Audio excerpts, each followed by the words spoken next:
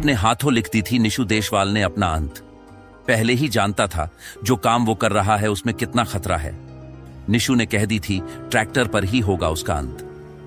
निशु देशवाल के चाहने वाले की आंखों से आंसू नहीं सूख रहे। निशु देशवाल की शादी को अभी 1.5 साल ही हुआ था। घर वालों ने निशु की शादी 21 को उम्र में ही कर दी। अभी 6 महीने का बेटा भी हो चुका था। निशु अपनी जिम्मेदारी को भी बखूबी समझता था।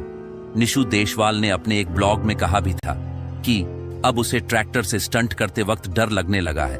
निशु ने कहा कि पहले वो स्टंट में अपना 200% देता था, लेकिन अब 100 भी नहीं दे पाता।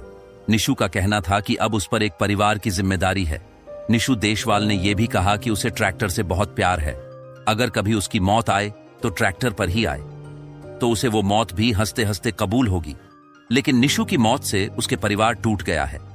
निशु को पत्नी को कल से होश भी नहीं आया है। बेटे को आंखों में पिता के लिए इंतजार अब भी दिख रहा है, लेकिन उस मासूम को कौन समझाए कि अब उसके पापा लौट कर नहीं आने वाले। जिस ट्रैक्टर पर निशु देशवाल को खुद से भी ज्यादा भरोसा था, वही निशु के लिए मौत का कारण बना।